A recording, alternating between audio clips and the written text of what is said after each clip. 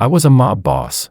Yet somehow I transmigrated into a spineless live-in son-in-law. When I opened my eyes, my wife was actually throwing divorce papers in my face in public. Not only did she force me to leave with nothing, she even demanded that I kneel and apologize to her new boyfriend. Everyone burst out laughing. She said, "After you kneel, I'll reward you with 500,000. The next second, I grabbed a wine bottle and smashed it against her head with all my strength. Amid her distorted screams, I cursed furiously. "Then I'll reward you with a big slap and see if you still dare act crazy." Chapter 1. The smoke in the private room scraped against my throat, while the stench of alcohol clung to my nose. The crystal chandelier overhead swayed slightly, making my eyes ache. When I opened my eyes, one knee was pressed into the carpet, and a fountain pen was still clenched in my hand. On the coffee table in front of me lay a divorce agreement. Willow sat in the middle of the sofa, her black dress draped neatly over her knees, a slim cigarette resting between her fingers. The man beside her wore a crisp white shirt with the sleeves rolled up to his forearms. An expensive watch hugged his wrist as he looked down at me with a faint smile. "George, sign it." Willow stubbed out her cigarette in the crystal ashtray, her voice so cold it cut like a blade. "We've stayed married for 3 years. That's already more than enough respect shown to the Wong family." I lowered my eyes to the agreement. "Leave the marriage with nothing. Waive all marital assets. Give up all dividends from the Liu family's projects. Acknowledge suffering from mental illness during the marriage." The pen tip pierced straight through the paper. Then memories that weren't mine crashed into my mind. The original George Wong was a member of a branch of the Wong family. To save his father's failing company, he had married into the Liu family 3 years ago. He poured Willow Liu's tea, ran errands for her like a servant, took the blame whenever something went wrong, and let everyone in her social circle treat him like a joke. Tonight, Willow's true love, Makoto, had returned. She had summoned George here to force him to sign the papers in front of everyone. With a smile, Makoto bent down and slid a glass of wine toward me. "George, stop pretending to be tough. Willow isn't completely heartless. Kneel down and offer me a toast, and we'll end this with everyone's dignity intact." Someone in the room whistled. "Kneel already. Young Master Wong, weren't you always such a simp? You've been living off the heiress for years." Bow to her boyfriend. "There's nothing embarrassing about it." One after another, phones were raised to record. The cold glow of their screens illuminated my face. Willow leaned back against the sofa without the slightest attempt to hide the contempt in her eyes. "Kneel," she said, "and I'll reward you with 500,000. I rolled my neck. A sharp crack echoed from my cervical spine. "So, you really can be reborn after death." Just moments ago, I had been in a dockside warehouse, stabbed in the back. Blood had flooded my throat, while the sea breeze carried the metallic scent of rust. My name was David. I had been the top enforcer of one of the city's most powerful syndicates. I'd cut people down for my boss, taken knives for my brothers, and personally stuffed traitors into car trunks. And now, I had become George, spineless, humiliated, a man everyone trampled beneath their feet. I looked up at Willow. She frowned. "What are you staring at?" I smiled, planting one hand on the edge of the coffee table. I slowly rose to my feet. As my knee left the carpet, my stiff joints tingled, and dried wine stains clung to my trousers. Makoto reached out to stop me, pressing a hand onto my shoulder. "Who told you that you could stand up?" I looked at his hand. Fair, long fingers, soft skin, not a single callus. I grabbed his index finger and bent it backward. Crack! Makoto's scream exploded through the room. His wineglass toppled over, crimson wine splashing across his white shirt like a sheet of fresh blood. Chapter 2. The private room fell completely silent. Willow shot to her feet. "George." She grabbed the crystal ashtray from the table and hurled it at my face. I tilted my head. The ashtray grazed past my ear before smashing against the wall, showering the room with shattered glass. My ear rang. Warm blood trickled down from the edge of it. I reached for the bottle of red wine on the table. The glass was icy in my hand, with half of the label still wrapped around the base. Willow's pupils shrank. "What are you doing?" I took one long stride forward and swung with all my strength. Bang!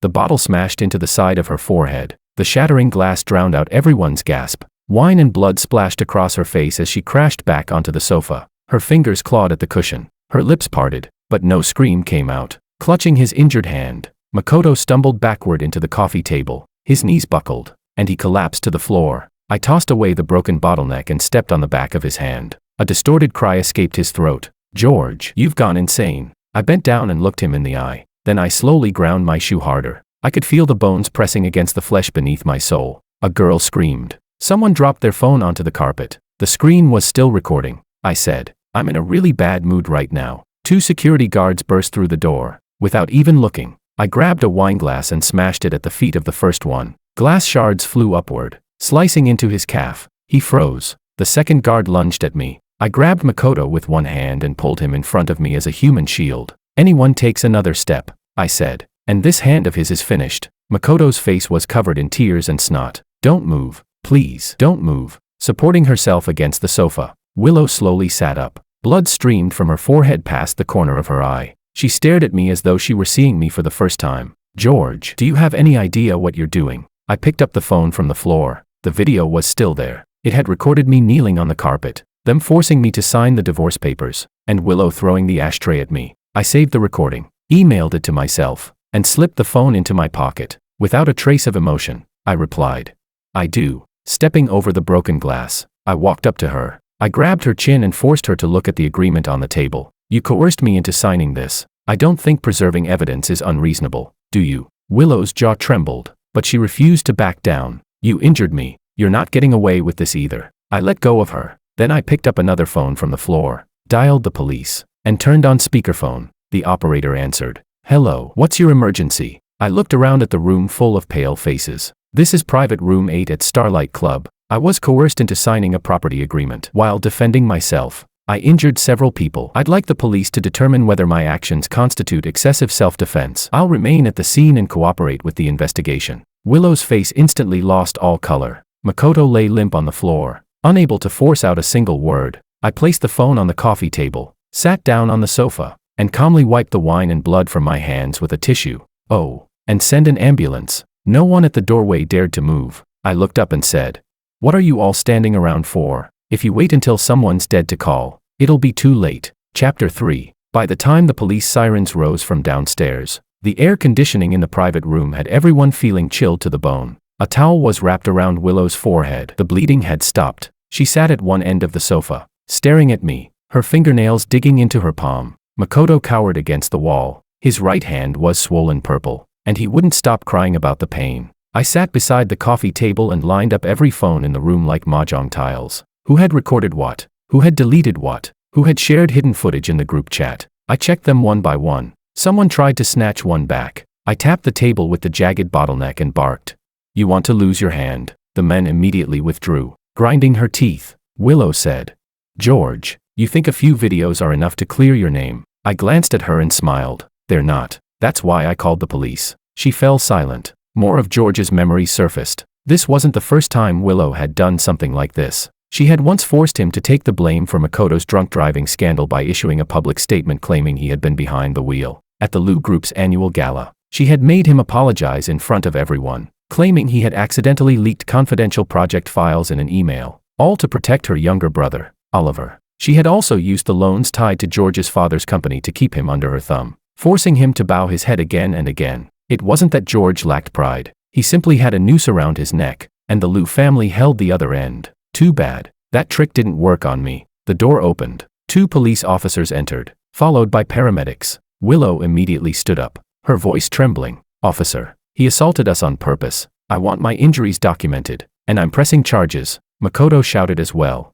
He crushed my hand. One officer surveyed the shattered glass, spilled wine, and bloodstains before his gaze settled on the wound beside my ear. Who called the police? I raised my hand. I did. Tell us what happened. I handed him the phone. The full sequence is recorded here. They forced me to sign a divorce agreement, demanded that I admit to having mental illness, surrender all my property, and kneel before them. She threw an ashtray at me first. This cut on my ear came from that. Afterward, I fought back. Whether my response exceeded lawful self-defense is for your investigation. I'll fully cooperate. The officer nodded and played the recording. Willow's voice echoed through the room. Kneel, and I'll reward you with 500,000. No one spoke. The video continued. Makoto grabbing my shoulder. Willow hurling the ashtray. Glass shattering. The officer looked at Willow. You struck first. Willow pressed her lips tightly together. Makoto panicked. That was because he attacked me first. I cut in. He physically restrained me and prevented me from leaving. The officer frowned. Everyone goes to the hospital for injury examinations.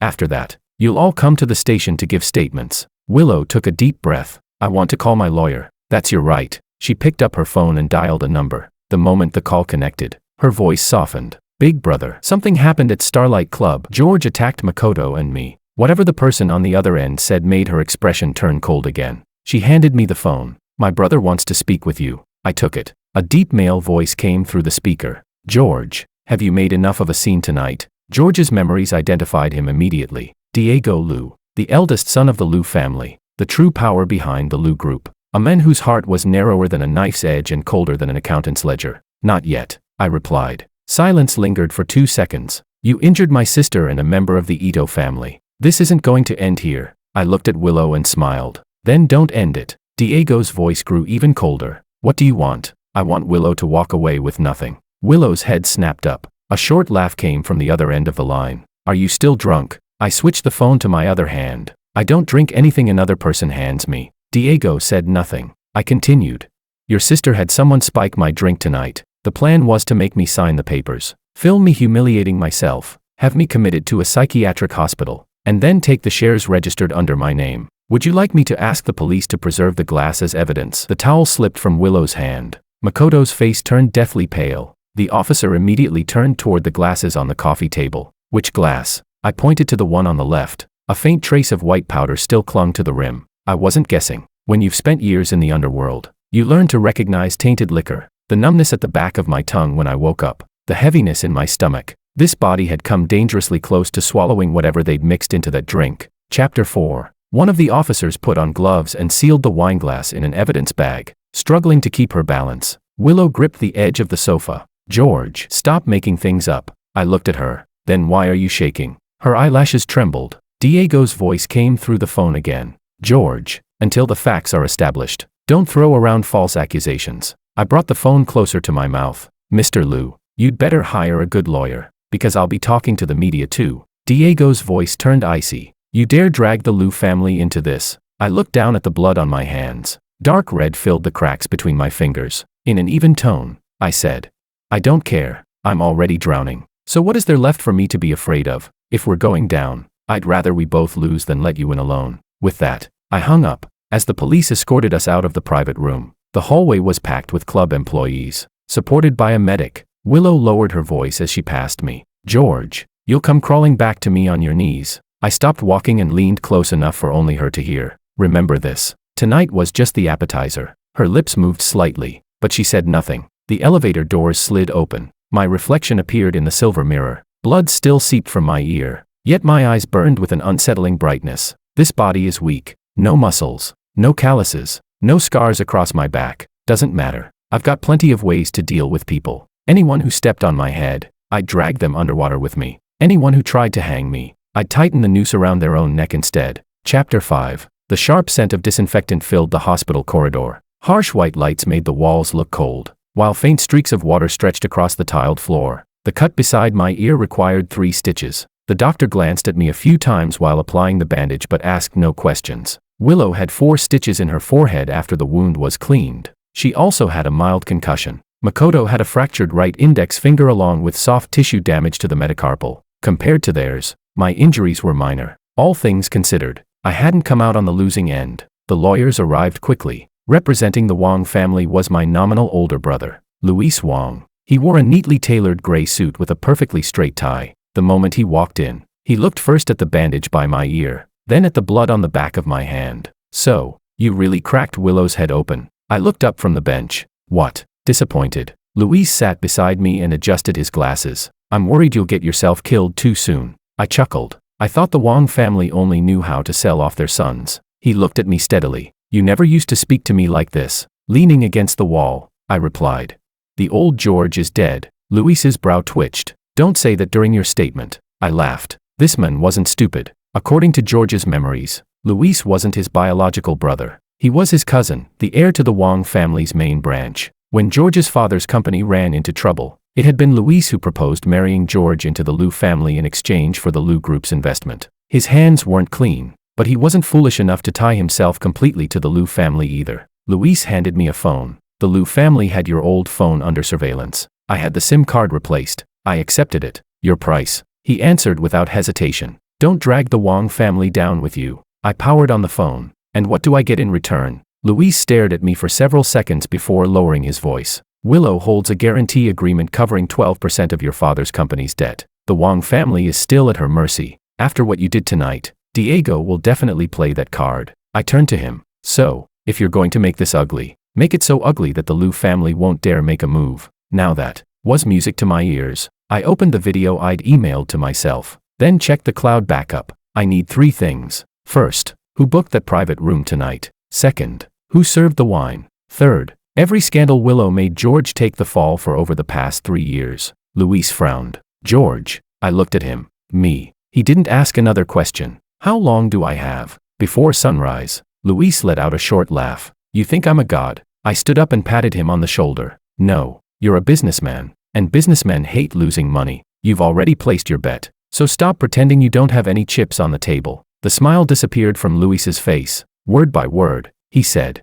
George, I'm not your subordinate. I leaned closer, lowering my voice. Then don't treat me like a disposable pawn. His eyes darkened behind his glasses. At the other end of the corridor, Willow emerged, supported by Diego. In person, Diego looked even colder than he had sounded over the phone. His suit was buttoned all the way to the collar, and a string of black prayer beads hung around his wrist. He saw me, but he didn't slow his pace. Makoto's parents had arrived as well. His mother burst into tears and pointed at me. It was him. That madman crushed my son's hand. Makoto's father jabbed a finger in my direction. His face twisted with fury. I'm going to make sure he goes to prison. Chapter 6. I didn't move. I waited until they had finished yelling. Diego walked over and stopped in front of me. George, we need to talk. I shrugged. My lawyer's here. The police are here. If you've got something to say, say it. There was barely restrained anger in Diego's eyes. What happened tonight is a fact. You injured people. If those videos go public, the Liu family will lose face, and the Wang family will go down with us. If you want a divorce, I can have Willow compensate you with 10 million. Behind him, Willow's eyes reddened. Big brother. Diego raised a hand. She fell silent immediately. I looked at the siblings and shrugged. 10 million to buy my silence, to buy your dignity, he replied. I laughed. Dignity? Do I look like someone who cares about dignity? Diego's expression hardened. I took out my phone and showed him the close-up footage of the spiked wine glass. The glass has already been sent for testing. I've also had the surveillance footage from the private room backed up. So now you have 2 options. First, pray the lab doesn't find any illegal substances. Second, find someone willing to take the fall for your sister. Willow's face turned deathly pale. George, stop framing me. I looked at her. When you pushed the glass toward me, your left ring finger touched the rim. You just had your nails done. One of the silver glitter pieces came off and stuck to the coaster. Instinctively, she looked down at her hand. So did Diego. Sure enough, a tiny patch of silver glitter was missing from her left ring fingernail. I slipped my phone back into my pocket. Relax. They might not even recover any fingerprints. Diego stared at me. What exactly do you want? I want a divorce. I want every cent I'm legally entitled to. I want Willow to apologize publicly. And I want Makoto to admit he interfered in my marriage and helped set me up. Makoto shouted from behind Diego. In your dreams. I looked past Diego at him. Your hand doesn't hurt anymore. Makoto immediately shut his mouth. The corner of his eye twitched. After several seconds of silence, Diego said, you have no evidence that Makoto interfered in your marriage. I opened another video. On the screen, Makoto had an arm around Willow's waist as he whispered into her ear. Willow, once you get him to sign this, you'll finally be free. Willow reached out to block the camera, smiling casually. Don't worry, I won't just make him sign. I'll make him kneel while he signs. The corridor fell into dead silence. Standing behind me, Luis stopped breathing for a moment. After watching the clip, Diego tightened his grip on the black prayer beads around his wrist. The beads clicked softly against one another. I slipped my phone back into my pocket. So, Mr. Liu, don't lecture me about dignity. It's the one thing I care about the least. I stepped forward until I was close enough to speak into his ear. I've met plenty of powerful men. Right before they died, they were still desperately trying to preserve their dignity. I just wonder, how long yours will last? Diego slowly turned to look at me. I smiled and added, relax. This is a country governed by the rule of law. I don't kill people. His gaze turned even colder. I stepped back and smiled. After all, a man has to stay alive if he's going to repay his debts. Chapter 7. By dawn, the surveillance footage from Starlight Club had already begun circulating in private circles. It wasn't me who leaked it. One of the rich kids in the private room had accidentally posted the clip of Willow forcing me to kneel into a group chat with his drinking buddies. Someone forwarded it. Then someone else did. Before long, it had landed in the hands of gossip accounts. The video never showed me fighting back. It only captured Willow saying, kneel, and I'll reward you with 500,000. Half an hour later, the Liu Group's PR department released an official statement. They claimed the video had been taken out of context, that it was merely a marital dispute. and that Willow had suffered serious injuries and had already reported the incident to the police. The comments exploded. Some condemned the Liu family. Others, clearly paid trolls, began steering the narrative. He lived off his wife's money for 3 years. Now that he can't get anything in the divorce, he's beating women. Luis handed me a tablet. Diego's made his move. I sat at the dining table in the Wang family's old estate. A bowl of untouched porridge sat in front of me. At the head of the table sat the old patriarch of the Wang family, leaning on his cane. His face was grim. "George, you've made this far bigger than it needed to be. This doesn't benefit the Wang family." I picked up the spoon and stirred the porridge twice. "Grandfather, when you sent me into the Liu family back then, you said the exact same thing. It would benefit the Wang family." He slammed his cane against the floor. "What kind of attitude is that?" Several uncles immediately chimed in. "George, the Liu family isn't someone you can afford to provoke. You're a Wang. You have to think about the bigger picture. Just endure it. It'll pass," another added.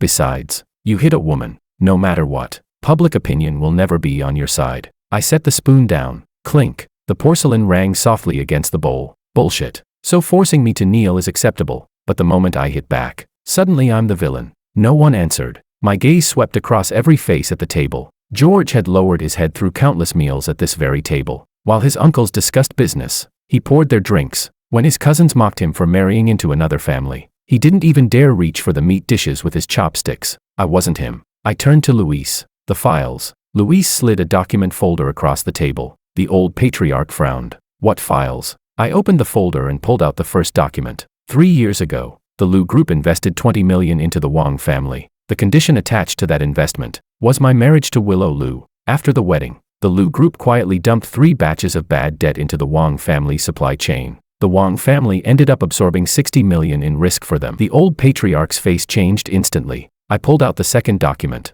Last year, the Liu Group's confidential project was leaked. I took the blame. In reality, it was Oliver who sent the files to a competitor. Here are the IP logs. One of my uncles slammed the table. "Where did you get this? This is outrageous." I didn't even bother looking at him. "Keep talking, and I'll read out the bank records showing how you embezzled company funds to buy a house for your mistress 2 years ago." His mouth snapped shut. The muscles in his face twitched. Luis lowered his head to sip his tea. The corners of his mouth were threatening to curl upward. The old patriarch stared at me. "What exactly do you want?" I pushed the documents to the center of the table. "The Wang family has 2 choices. Keep acting like the Liu family's dog, or bite back with me." The veins on the old man's hand bulged. "You think you can win?" "No." I stood up. But I've never waited until success was guaranteed before making my move. Footsteps echoed from outside the dining room. The family butler hurried in. "Sir, the Liu family is here." Diego entered with his lawyer. Behind them stood 2 bodyguards dressed in black suits. He ignored everyone else. His eyes landed directly on me. "You released the video?"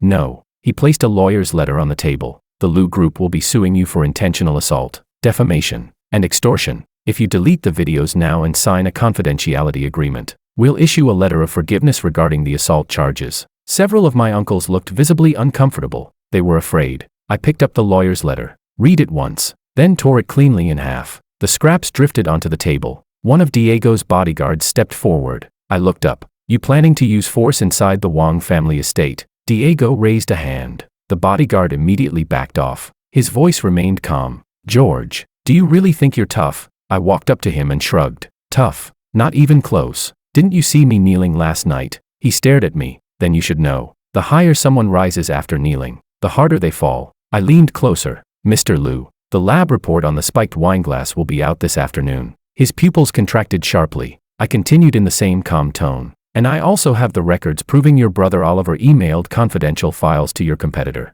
Doesn't the Liu family love issuing public statements? I'll even help you draft the next one." The black prayer beads in Diego's hand creaked under the force of his grip. Grinding his teeth, he asked, "You're declaring war on the Liu Group?" I smiled. "Weren't you the one who came here to deliver the declaration?" Chapter 8. Just then, my phone vibrated. A text from an unknown number appeared. "Don't trust Luis. His people got hold of the club's surveillance footage last night." I looked up at Luis. He was still sitting at the table, calmly holding his teacup, watching me through the rising steam. I locked my phone and slipped it into my palm without changing my expression. "Interesting. Looks like there was a wolf hiding among the dogs." Diego turned to leave. I stopped him. "Mr. Liu, when you get back, tell Willow to rewrite the divorce agreement." He stopped walking. "How?" I smiled. "Have her write that she cheated, that she coerced me, and that she walks away with nothing." Diego looked back at me. His gaze was as sharp as a blade. She'll never sign it. I grinned. Then I'll make her. At 3 o'clock that afternoon, the lab report came back.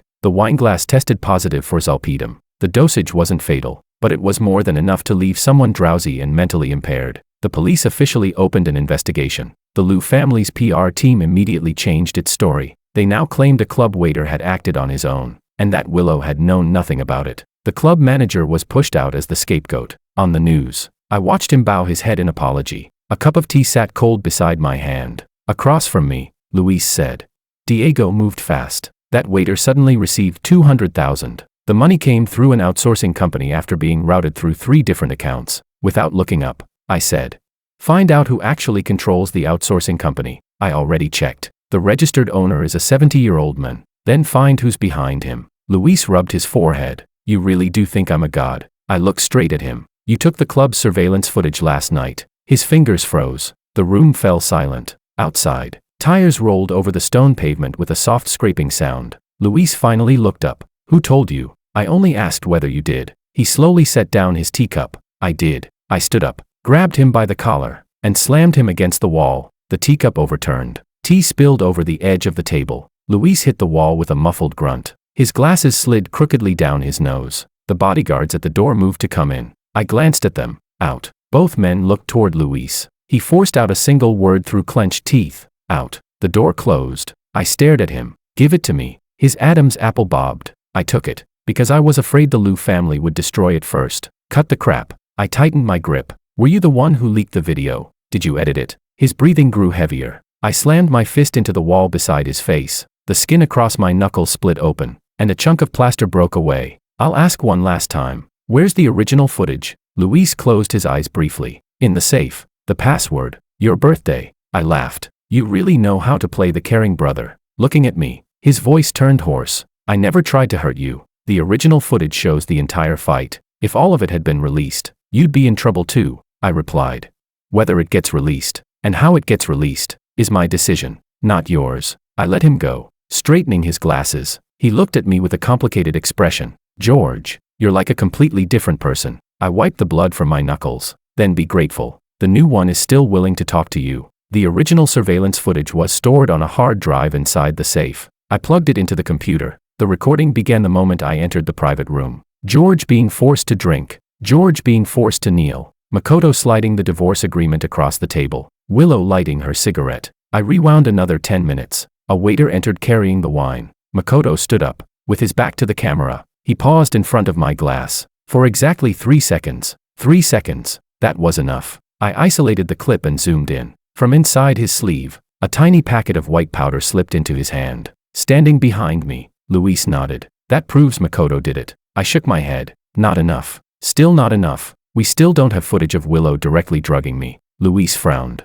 She can simply claim she didn't know. I nodded. Exactly. So we'll make Makoto Ito and Willow tear each other apart. Chapter 9. That night, I went to Ito Hospital. Makoto was staying in a VIP ward. 2 bodyguards stood outside the door. I didn't use the door. There was a fire escape behind the building. And outside the 8th floor window was a maintenance platform. George's body was weak. By the time I climbed up, every muscle in my arms felt like it was tearing apart. The wind poured down my collar. Cold sweat clung to my back. I pushed open a window that hadn't been latched properly. Makoto was lying in bed, talking on the phone. Willow, you have to protect me. You're the one who told me to prepare the drug. Now that everything's gone wrong, you expect me to take all the blame. I stayed outside the window. The voice recorder on my phone was already running. Willow's voice came through the speaker. It wasn't loud, but it was clear enough. I only told you to scare him. I never told you to drug him. Makoto cursed under his breath. Oh, cut the crap. You're the one who said we'd film him after he signed the papers, so he'd never be able to recover for the rest of his life.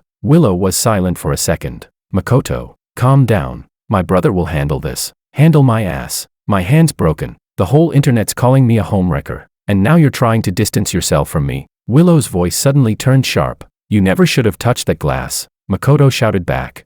Without your approval, do you think I would have dared? Standing outside the window, I felt the wind drying out my eyes. The recording timer reached 2 minutes and 10 seconds. That was enough. Just as I was about to leave, the ward door suddenly opened. A nurse's aide pushed a medical cart inside. She looked toward the window, and her eyes widened. Without hesitation, I swung myself through the window into the room. Makoto turned around. The color instantly drained from his face. George. I shut the window behind me and dusted off my hands. Smiling, I said. Sounds like you've been having quite the conversation. He reached for the nurse call button. I grabbed an apple from the bedside table and shoved it into his mouth. At the same time, I pressed down on his injured hand. His whole body jerked upward. Tears burst from his eyes instantly. MMPH. The nurse's aide opened her mouth to scream. One chop to the neck. She collapsed unconscious. I held up my phone. The screen still showed recording. Smiling, I asked.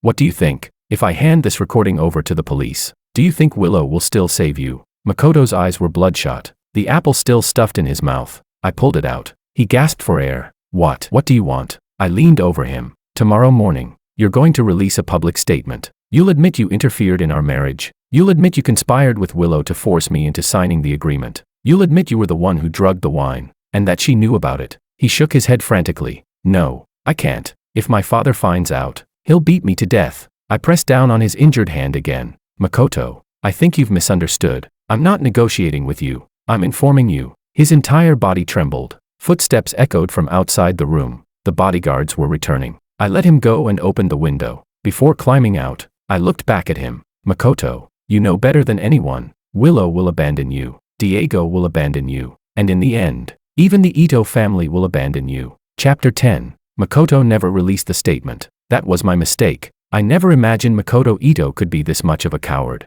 The next morning, the Ito family issued a lawyer's letter first, claiming that Makoto and Willow were nothing more than longtime friends. They accused me of malicious defamation and demanded that all related content be removed from the internet. Half an hour later, the Lu group reposted it. The two families joined forces. Once again, they dumped all the blame onto me. Soon, anonymous posts began appearing online. They claimed that during my 3 years in the Lu family, everything I ate, wore, and spent came from my wife, that I had secretly accumulated gambling debts, that I had suffered from chronic mental illness. That was why I had attacked people during the divorce. Attached was a photo of George standing outside the psychiatry department at a hospital. I stared at that picture for a long time. George hadn't been mentally ill. He had been driven to the point where he couldn't sleep night after night. In the end, he had gone to see a psychiatrist on his own. And now, they were using even that against him. Luis looked at my expression but said nothing. I picked up the car keys. We're going to the Lu group. Right now. Right now. The Lu group headquarters stood in the center of the city. Sunlight reflected off its glass curtain walls.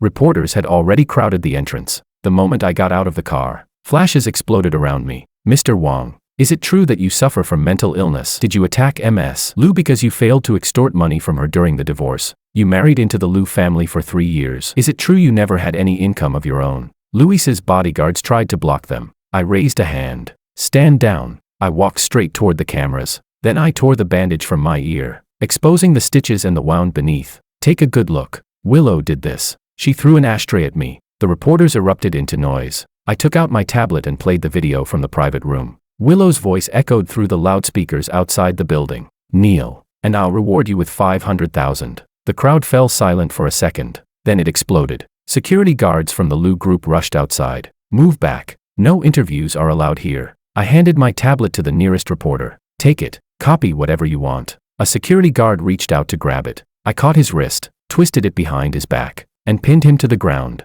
Another guard charged toward me. I sidestepped him and swept his legs out from under him. I didn't hit them hard. After all, there were cameras everywhere. Facing the reporters, I said, I think I need to clarify something. The Lu family claims I have a history of mental illness. That is a complete fabrication. And as a legally competent adult, I will not accept a private settlement. I will not accept mediation. And I certainly won't accept hush money. The doors of the Lu group building opened. Willow strode out. She wore sunglasses. A bandage covered her forehead. Behind her came lawyers and bodyguards. George, have you caused enough trouble yet? I looked at her. Not even close. She pulled off her sunglasses. Dark circles surrounded her eyes. Her lips were completely drained of color. Anger filled her voice. What exactly are you trying to force me into? I laughed. You're asking me. I took back the tablet and opened another video. It was footage from the Lu group's annual gala 6 months earlier. On stage, Willow declared that the project's confidential leak had been caused by George's negligence. She announced that the Lu group would hold him fully responsible. People in the audience called him trash. Some even threw wine at him.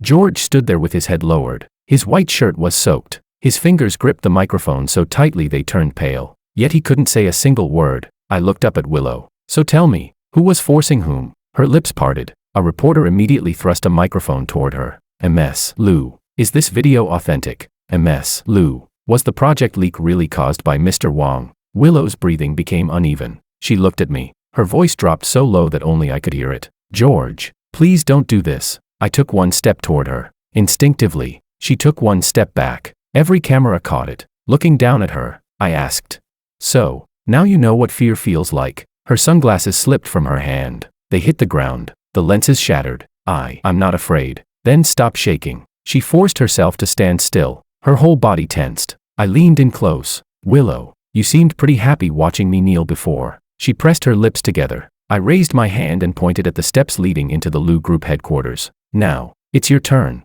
Kneel. Chapter 11. A collective gasp rippled through the crowd. Willow's face turned deathly pale. Her lawyer hurriedly stepped forward. Mr. Wong, this is public humiliation. I looked straight into the cameras. When she told me to kneel, it was called a marital dispute. But when I tell her to kneel, suddenly it's public humiliation. The reporters pushed their cameras even closer. Willow clenched her fists so tightly that her nails dug into her palms. Her eyes reddened, not with remorse, but with hatred born from having her pride trampled. George, I'm not kneeling. I nodded. Fine. Then I turned to the reporters. Let's watch the next clip. A phone recording between Makoto and Willow began playing on the tablet. Makoto's voice came through. You were the one who said to wait until he signed the papers before filming the video. You wanted to ruin him for the rest of his life. Would I have dared do it without your approval? Willow lunged at the tablet. I caught her wrist. I didn't use much force. I simply kept her half a step away. Her fingertips were only inches from the screen. Yet she couldn't reach it no matter how hard she tried. The reporters completely erupted,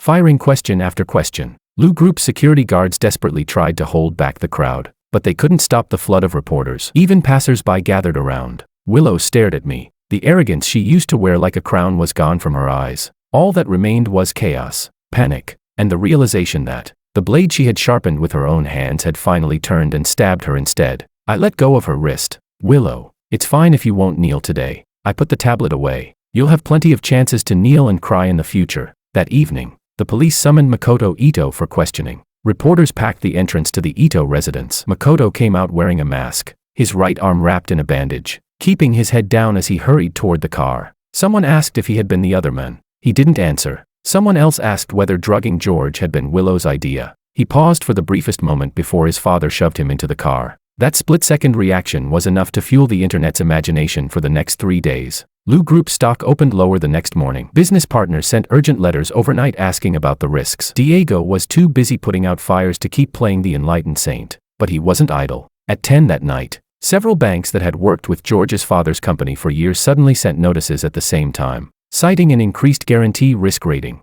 they demanded that the company provide additional collateral within a specified deadline. The Wong family estate was brightly lit. Several uncles were arguing around old Master Wong. I told you from the start to keep George from pulling something like this. The Liu family is trying to cut off our financing. Make him apologize. Now, the moment I walked through the door, a teacup shattered at my feet. Old Master Wong's face was ashen. Are you satisfied now? I looked at the broken pieces and let out a cold laugh. The Liu family's already holding a knife to our throats. And instead of figuring out how to fight back, you're busy turning your knives on your own family. One of my uncles stormed over and jabbed a finger at my face. If it weren't for you, the Wong family would have never ended up like this. I grabbed his finger and forced it downward. His knees buckled, and he cried out in pain. Word by word, I said.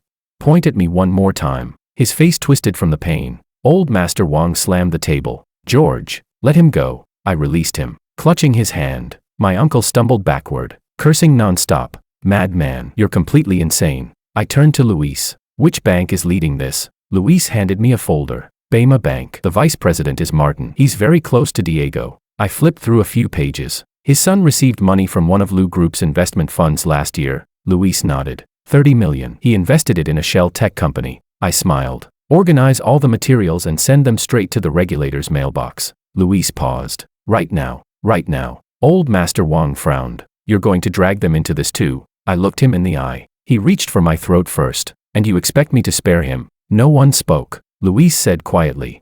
The chain of evidence isn't complete. At most, we can make his life miserable. It probably won't be enough to bring him down. That's enough, I said. Chapter 12. I sat down on the sofa and said, word by word. I don't need to bring him down. I just need to make sure he doesn't dare sign Diego's early loan recall order. Luis looked at me differently. In the original George's memories, family power struggles were like a game of chess. Everyone cared about rules, decorum, and leaving each other a way out. But I used to scrape out a living on the docks. There was no room for all that. If your enemy dared to pull a knife, you broke the hand holding it. At 1 a.m, word spread inside Bama Bank that Vice President Martin had been called in for questioning. By 2 o'clock, the loan recall notice had been put on hold. The way the Wong family looked at me changed. Their fear was now mixed with a hint of greed. They had realized this mad dog could bite. Now they wanted to put him on a leash. Old Master Wong cleared his throat. "George, you did well this time." I looked up at him. "So you've got two faces too, Old Master. Save the compliments. They don't sound sincere." He was left speechless. Luis handed me his phone. "Willow's calling." Her name flashed across the screen. I answered and turned on speakerphone. Her voice was terribly hoarse. "George, let's meet." I said nothing. She continued. "I know you hate me, but things have gone too far. This isn't good for either of us. Let's talk. Whatever conditions you have. I'm willing to make concessions." I smiled. "What kind of concessions?" She hesitated before answering. "I can give you money. We can negotiate shares too. What if I want you to kneel in public and apologize?" Silence. I waited. A few seconds later, she said, "George Wong, don't force me to tear off all pretenses." I glanced around at the Wong family gathered in the room. "Weren't you already stripped of your dignity a long time ago?" The sound of a glass shattering came from the other end. She lowered her voice. "You really won't stop until I kneel, will you?" "No." I leaned back against the sofa. "I want you to repay every single humiliation you put me through. The same way, in front of everyone." Her voice trembled. "You weren't like this before." I closed my eyes. The image of the original George kneeling in that private room flashed through my mind. Then another. Him sitting alone on the bathroom floor in the middle of the night, burying his face in his knees while the faucet dripped until dawn. I opened my eyes. "The George you knew, you people already killed him." Willow didn't say another word. All that remained on the other end was the sound of her breathing. I hung up. The entire Wong family fell into dead silence. Luis finally asked, "You're really not leaving even a shred of your old feelings behind?" I looked at him. "Old feelings?" I tossed the phone back onto the table. "You expect a dead man to honor old feelings? Aren't you afraid he'll come knocking on your door as a ghost in the middle of the night?" Chapter 13. Willow came anyway. The next afternoon, she arrived alone at the Wong family estate. No lawyer, no bodyguards. She wore a light-colored trench coat and looked noticeably thinner. As she stood at the entrance, the wind blew a strand of hair across her lips. She brushed it away with trembling fingers. The entire Wong family was in the living room. When she saw me, she stopped. I sat on the sofa and nodded toward her. "Go ahead." She glanced at everyone else. "I'd like to speak with you alone." I smiled. "When you made me kneel, you didn't clear the room." The composure she had been forcing herself to maintain finally cracked. Old Master Wong spoke up. "Willow, have a seat." She didn't sit. Instead, she took a document out of her bag. "This is a new divorce agreement. I'm willing to pay you $30 million in compensation. The dividends from the Lu Group project will be settled according to our marital agreement. I'll also withdraw the guarantee on your father's company." Several of the Wong family's uncles immediately lit up at the offer. I didn't even reach for the document. "Public apology." Her fingers tightened around the papers. "I can issue a statement saying the breakdown of our marriage was the responsibility of both sides." I picked up the ashtray on the coffee table and slowly turned it in my hand. The moment she saw it, her shoulders flinched. I smiled. "Both sides." She bit her lip. "George, Lu Group has over 10,000 employees. If I publicly admit to cheating, it'll be the same as nailing the entire Lu family to a pillar of shame." I looked at her. "Then why are you here?" Her eyes filled with tears. "I'm here to beg you." The living room fell silent. Willow lowered her head and spoke softly. "I know I treated you badly before. I admit I went too far. I got used to you giving in to me. I got used to you never fighting back.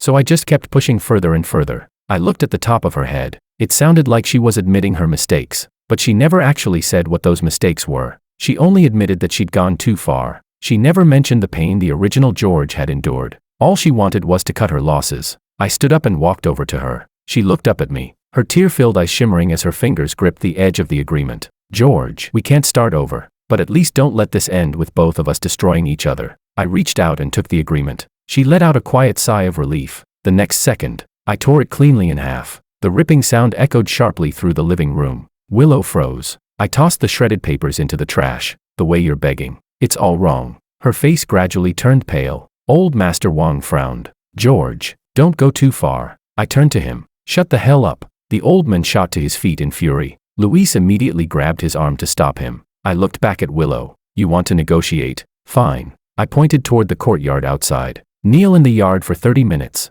Then record your public apology. Her eyes widened. You want me to kneel here at the Wong family estate? I smiled. What? Feeling wronged. She drew a sharp breath. George, don't push this too far. The smile disappeared from my face. Private room 8 at Starlight Club. 16 people. 13 phones recording. When you made me kneel, did it ever cross your mind not to push things too far? Her lips trembled. That's different. The moment those words left her mouth, the temperature in the room seemed to drop. I stared at her. Different how? She couldn't answer. Chapter 14. I took half a step toward her. Because I was the live-in son-in-law. Because I depended on the Liu family. Because my father's company lived or died at the Liu family's mercy. So you thought I was nothing but the Liu family's dog. You thought I'd do whatever you ordered. You thought you were above me. So in your mind, it was acceptable for me to kneel, but not for you. Tears fell from Willow's eyes, splashing onto the torn pages of the agreement. She shook her head. That's not what I meant. No, that's exactly what you meant. I picked up another folder from the coffee table and threw it at her feet.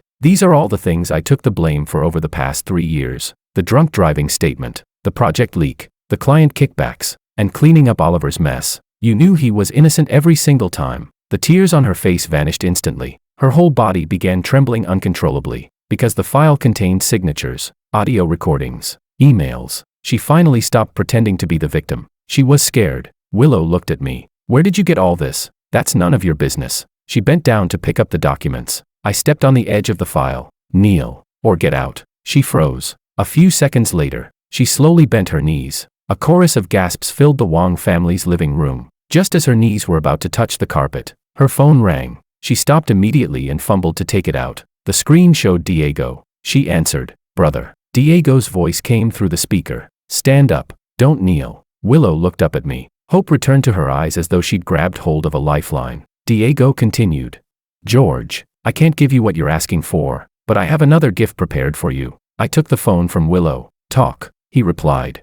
Your father's car accident wasn't an accident. I froze for a brief moment. In the original George's memories, it was after his father's car accident that the company collapsed, forcing George into the marriage alliance. Diego lowered his voice. If you want to know who did it, meet me at the Old Harbor warehouse tonight at 8. Come alone. The call ended. Willow stood in front of me, tears still clinging to her chin. It was as if she'd suddenly come back to life. George, I didn't know anything about this. I looked her straight in the eyes. You'd better be telling the truth. Chapter 15. The Old Harbor warehouse stood beside an abandoned dock. The rusted iron gate had turned almost black, while the stench of seawater mixed with diesel fumes seeped into my lungs. I walked in alone. Inside the massive warehouse, only 2 dim lights were on. They barely illuminated the ground beneath my feet, leaving everything else swallowed by darkness. A cold wind whistled through the gaps between old shipping containers, making the sheet metal rattle softly. Diego stood beneath one of the lights. 4 men stood behind him. Willow wasn't there.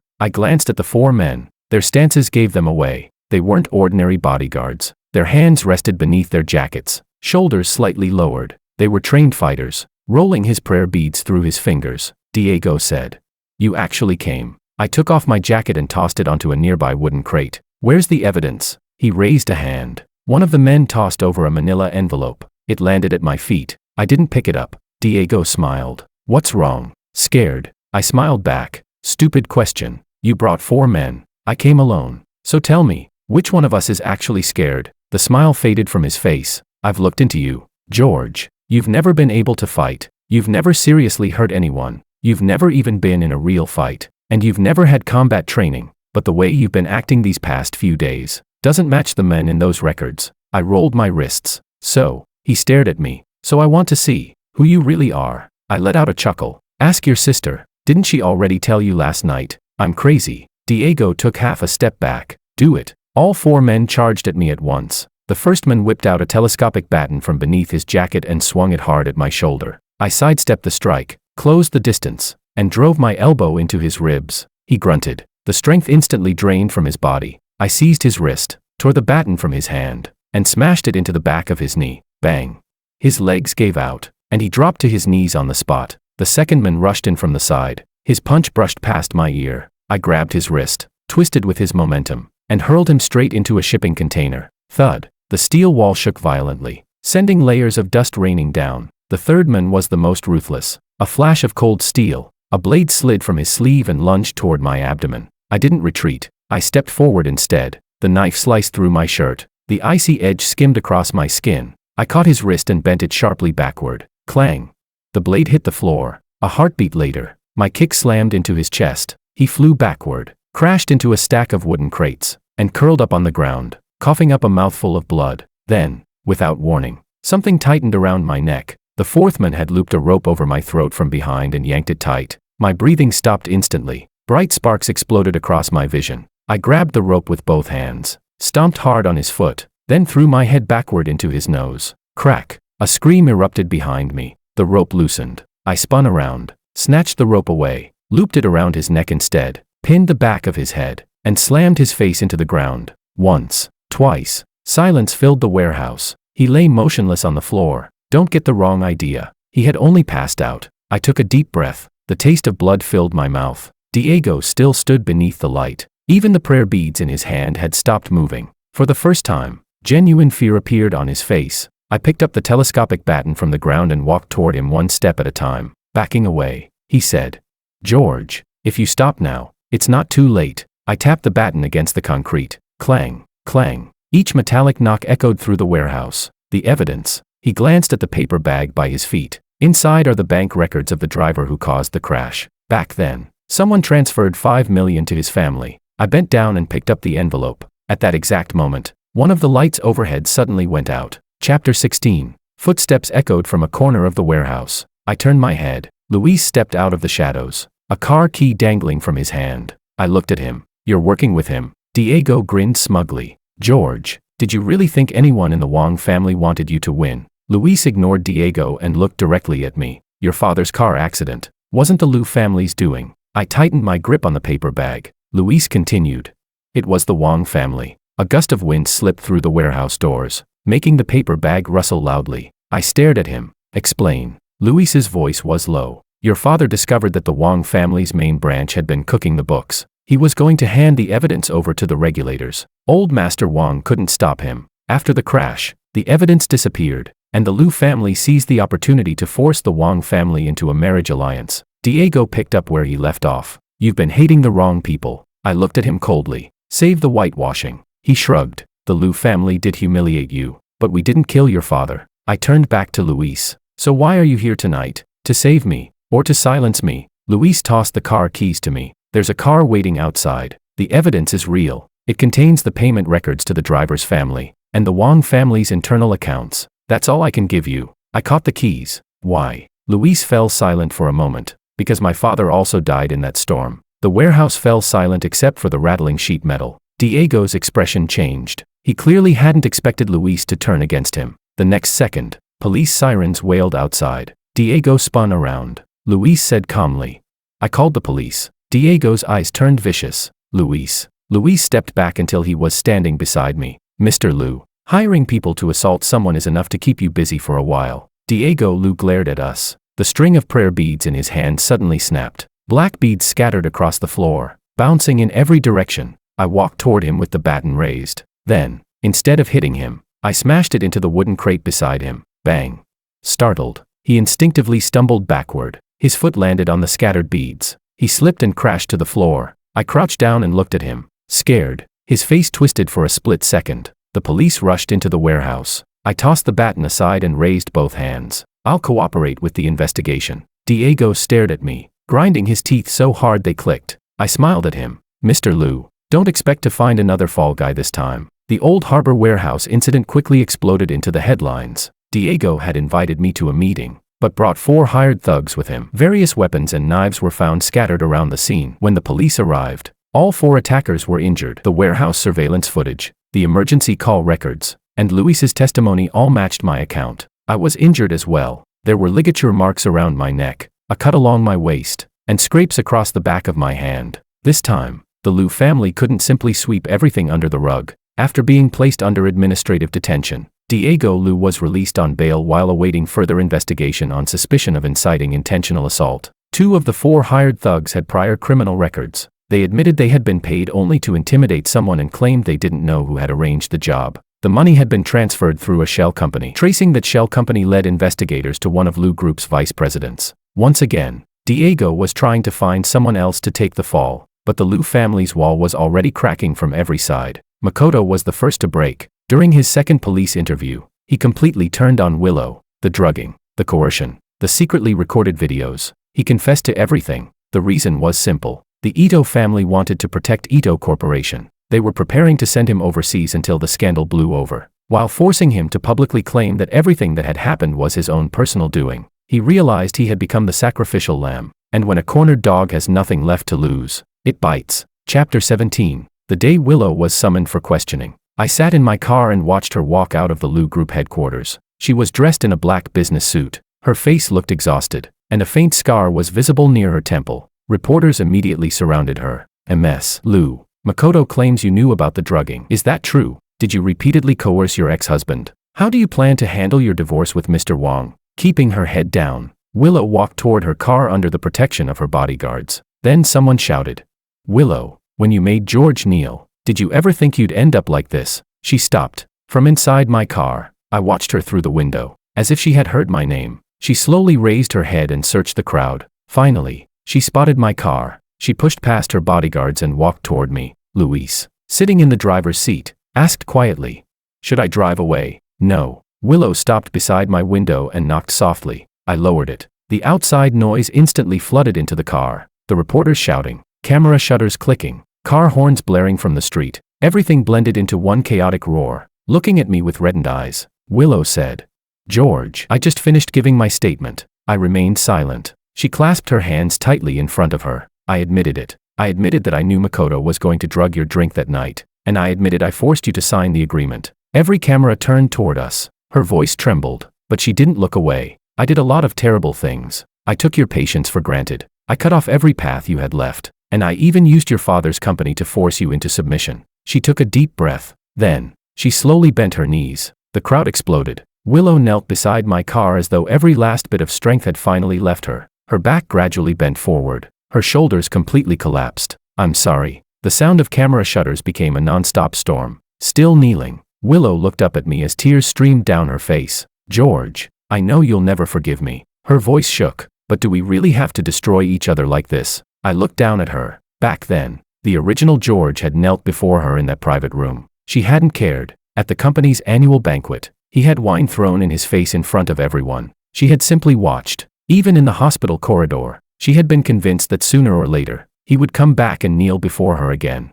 Now, she was finally the one kneeling. Too bad. It was too late. The person who should have received this apology was already dead. I took a document from Luis and held it out to her. "Sign it." Willow lowered her head. It was a divorce agreement. The terms were simple and straightforward. She acknowledged serious marital misconduct, agreed to financial compensation, withdrew every restriction placed on my father's company, and promised to cooperate in correcting every false public statement made about me over the past 3 years. She reached out for the papers. Her fingers trembled so badly she could barely hold them. "If I sign, will you let Lu Group go?" I smiled. "You're still trying to negotiate." The last trace of color drained from her face. I pulled the agreement back and started raising the window. "I'll sign." She hurriedly stopped me. Taking the pen, she signed the agreement against the edge of the car window. The pen scratched across the paper. Her final stroke came out badly crooked. She handed the agreement back to me. Her vision blurred with tears. "George, I truly regret everything." My eyes fell on the hand holding the agreement.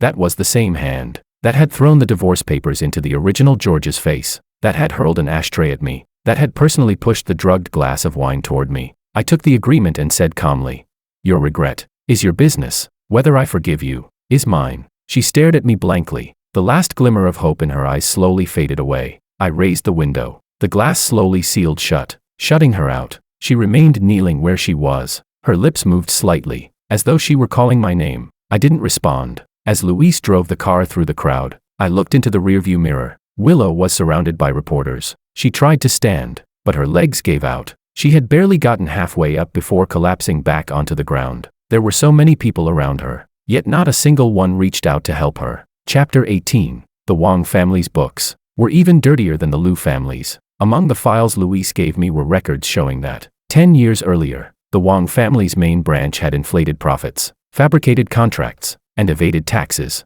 There was also half of an old audio recording left behind by the original George's father before the car accident. In the recording, George's father's voice was hoarse. "Dad, if we keep cooking the books like this, something will eventually go wrong." A brief silence followed. Then an elderly voice spoke. "If you hand those materials over, are you trying to destroy the Wong family?" George's father replied, "I'm trying to save the Wong family." The next second, the sharp sound of a teacup shattering rang out. "If you dare hand over those materials, then I'll no longer have a son." The recording ended abruptly. I sat alone in the study and listened to it 3 times. Just as the third playback ended, the study door was pushed open. Old Master Wong stood in the doorway with his cane. Behind him were his assistant and caregiver. The moment he saw the documents spread across my desk, his expression darkened. "Luis gave those to you." I turned off the recorder. "Was it you?" He didn't answer. He simply stared at the recorder. After a long silence, he finally spoke. "No, the car accident wasn't my doing." I looked him in the eye. "But you've always known who did it." His lips tightened.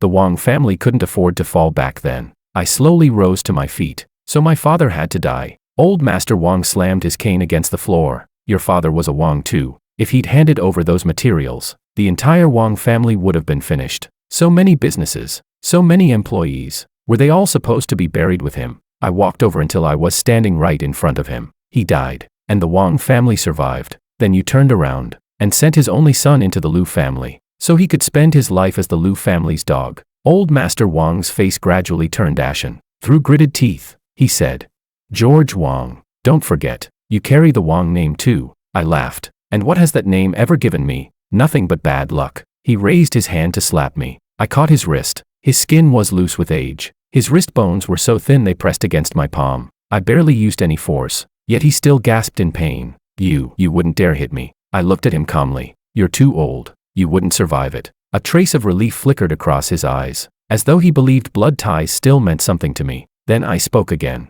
"So instead, I'm sending you to prison." His eyes flew wide open. "What did you say?" I picked up the file. "Tax evasion, fraudulent contracts, concealing evidence related to a major incident. Any one of those is enough to give you a new place to spend the rest of your life." His breathing suddenly grew ragged. "Luis." He roared toward the door. Luis quickly entered the study. Old Master Wong raised his cane toward him. His arm trembled violently. "You too, are you turning against me?" Luis walked to my side. "Grandpa, if the Wong family doesn't clean up its books now, these rotten accounts will destroy it sooner or later." Old Master Wong's chest rose and fell heavily. "I'm your grandfather." Luis's eyes reddened. Speaking one word at a time, he said, "My father was your son too." Those words seemed to choke the life out of the old man. He looked at Luis, then at me. For a long time, he couldn't say a word. I picked up the document case. "Tomorrow morning, these materials will be delivered to the lawyers, the tax authorities, and the financial regulators. Tonight, you can call in favors. You can move your assets. You can even fake an illness and check yourself into a hospital." I stopped at the doorway. "The original George might have spared you because your family. He might even have taken care of you until the day you died. But I won't." The cane slipped from Old Master Wong's hand and clattered onto the floor. He staggered backward. The caregiver rushed forward to catch him. His lips moved over and over, repeating the same words. "Rebellion. They've all turned against me." Luis bent down and picked up the cane. He didn't hand it back. Instead, he quietly leaned it against the wall. "Grandpa, it's time to pay the debts you owe." Chapter 19. The following morning, Wong Corporation released an emergency announcement, voluntarily disclosing historical financial irregularities. The regulators immediately opened a formal investigation. Tax authorities and financial crime investigators moved into the company. Several of the Wong family's senior relatives were taken in for questioning. Others were barred from leaving the country. George's father's car accident was officially reopened. The driver had long since died of illness, but the bank records remained. Shortly after the accident, his wife had received $5 million and used it to purchase a house in full. The money had been routed through several private accounts before ultimately leading to a long-defunct project company owned by Wong Corporation. The actual controller of that company was Old Master Wong's eldest son. When Luis heard the results in the conference room, he sat there for a very long time. He didn't cry. He simply took off his glasses and pressed hard against the bridge of his nose. I slid my pack of cigarettes toward him. He shook his head. "After my father died, I always thought the Liu family had driven him to his death. And now you know." He nodded. "It was the Wong family that rotted first." Outside, the sky grew darker. Our reflections appeared side by side in the glass. Luis asked, "What are you going to do next?" I looked at the 3 files lying on the table. Willow's divorce agreement, the investigation materials on the Liu family, and the Wang family's old accounts. Finish it. Luis looked up. I placed a cigarette between my lips without lighting it. Not a single one of them gets to walk away with their dignity intact. The day of the trial, the sky was overcast. The courthouse was packed. Willow was there. So was Makoto. Neither looked any better than the other. Makoto was prosecuted in a separate case for illegally possessing and using controlled psychiatric drugs, violating another person's rights, and participating in coercion to force the signing of an agreement. Since he hadn't caused serious bodily harm and had voluntarily confessed, he ultimately received a suspended sentence along with a fine. The Ito family made no attempt to protect him. His father slapped him across the face in public and threw him out of the family. His shares and bank accounts were also frozen as part of other investigations. His injured right hand had been saved, but it was left with permanent damage. It shook uncontrollably whenever he tried to hold a pen. In the courthouse hallway, he spotted me from a distance. He froze. I walked toward him, with his back pressed against the wall. His lips trembled uncontrollably. George, I did everything you told me. I've already paid the price. My eyes fell on his still trembling right hand. Not enough. Tears instantly poured from his eyes. My father abandoned me. My family abandoned me. I have nothing left. I leaned closer. You've still got one worthless life. His lips quivered in terror. I smiled and lightly patted his cheek. Relax. This is a country ruled by law. I'm not going to touch you. He slowly opened his bloodshot eyes. From now on, every morning when you wake up and see that ruined hand, you'll remember exactly how you ended up like this. That's enough. Makoto slowly slid down the wall until he was sitting on the floor. All he could do was repeat the same words over and over. I was wrong. I was really wrong. At the other end of the hallway, Willow stood alone by the window. She looked even thinner than the last time I'd seen her. Her black coat hung loosely from her frame. In her hand, she tightly clutched a silver bracelet. It was the one the original George had once given her. A simple silver bead bracelet with her initials engraved on the center charm. It hadn't cost much, but the original George had bought it with what little savings he had. After accepting it back then, she had casually tossed it into a drawer. Now she had taken it out again, but it was already too late. Chapter 20. Willow walked over to me. George. I stopped. She opened her palm and held out the bracelet. I kept this all along. I only glanced at it once. Throw it away. Her hand froze in midair. After a long silence, she finally said, I know. I don't have the right to use this to say anything. I just found it again later. And that's when I remembered. You really were good to me. I looked at her and tilted my head. And remembering that now, what difference does it make? Her eyes slowly reddened. None. I nodded. Good. She lowered her head. Tears dripped onto the silver beads. Liu Group has already been heavily fined. A lot of our projects have been suspended. My brother will be going to prison too. My mother begged me last night to come see you. She said that if you'd withdraw even part of the evidence, the Liu family might still have a chance to survive. So you're here to beg me. She shook her head. I know you won't agree. Then why are you here? She looked up at me and answered softly. I wanted to hear it from you. To hear you tell me that you'll never forgive me. I laughed. What's wrong with you? She smiled too, but the tears kept falling. Maybe there is. When you used to chase after me, trying to explain yourself, I only found you annoying. Now I'm the one chasing after you, just to hear an answer I already know. I didn't respond. The courtroom doors opened. A court officer stood at the entrance, calling people's names. I turned and started walking inside. Behind me, Willow suddenly called out, George, I'm sorry. I stopped, but I didn't turn around. The person you owe that apology to is already dead. For a long time, there was nothing but silence behind me. On the day the verdict was announced, the court found Diego guilty of inciting others to commit assault, obstructing witnesses, and directing his subordinates to conceal critical evidence. The combined sentences left him with years behind bars. Liu Group was also heavily fined for multiple financial and operational violations. Several of its core projects were suspended, as Diego was escorted out of the courtroom by the bailiffs. His suit was still perfectly pressed. The only difference, the prayer beads were gone from his wrist. In their place was a pair of cold steel handcuffs. As he passed me, he stopped. George, do you think you've won? I looked at the handcuffs on his wrists and smiled. I don't know whether I won, but I do know. You lost. And that's enough. The corner of his mouth twitched. It looked as though he wanted to threaten me. In the end, all he said was, the Liu family won't collapse that easily. I nodded. That's fine. Then let it collapse. Slowly, the bailiffs escorted him into the police vehicle. Just before the door closed, he finally turned around and looked toward Willow, who was standing at the bottom of the courthouse steps. Her face was utterly drained of color. Even after the police vehicle drove away, she didn't move. Only after it disappeared around the corner did she seem to lose the strength holding her up. She slowly crouched to the ground, The reporters quickly surrounded her, covering her face with both hands. Her shoulders shook uncontrollably. She kept whispering, "Brother, please don't leave me." But this time, there was no one left to clean up the mess for her. Chapter 21.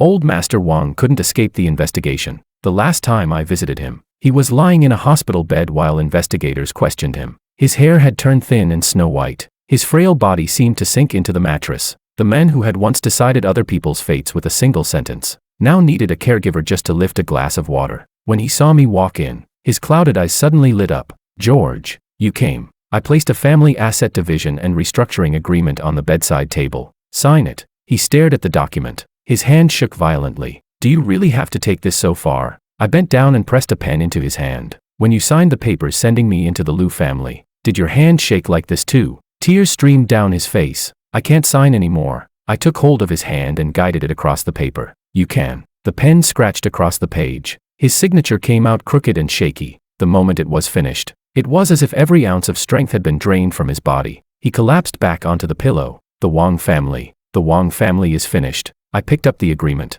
"The Wang family isn't finished." I looked him straight in the eyes. "You are." When I left the hospital, the rain had stopped. The pavement was still wet. Headlights rolled across puddles, scattering broken reflections at my feet. Luis was waiting outside. Where to next? I tossed him the agreement. "Separate the clean businesses from Wang Corporation. You'll take charge of those. As for the dirty ones, turn them over. Pay what needs to be paid." He caught the file. "And you?" I looked up at the night sky, freshly washed by the rain. The city was filled with towering skyscrapers and brilliant lights. But beyond where those lights could reach, there were still rotten accounts hidden away. Still people forced to keep their heads down. Still people who trampled others beneath their feet, believing they'd never be the ones to fall. I reached up and touched the scar beside my ear. It had already healed over. "I'm going to start a company." Luis raised an eyebrow. "What kind of company?" I smiled. "The kind that specializes in dealing with people who refuse to learn their lesson." He stared at me for a long moment. Then he laughed too. Just then, my phone vibrated. It was a message from Willow. "I'm in private room 8 at Starlight Club." The next message followed immediately. "I'll be kneeling here, waiting for you." I glanced at the screen, then blocked her. Luis asked, "You're not going?" I slipped the phone back into my pocket. How is a dead man supposed to keep an appointment? I opened the car door and climbed into the back seat. The car pulled away from the hospital and drove through the rain-soaked streets. Ahead, the red traffic light turned green. Leaning back against the seat, I slowly closed my eyes. The thick carpet in that private room, the rattling steel walls of the warehouse, the original George kneeling on the floor, his head lowered for what felt like forever. Then every memory stopped at the same moment, the instant I grabbed that wine bottle and brought it crashing down. The sound of shattering glass was crisp, clean, as though it had split two different lives apart. From that moment on, George never had to kneel before anyone ever again, and I no longer had to keep living for a dead man. I opened my eyes and watched the city lights drift backward outside the window. The fire inside my chest still hadn't gone out. Good. I'm going to need it for the road ahead.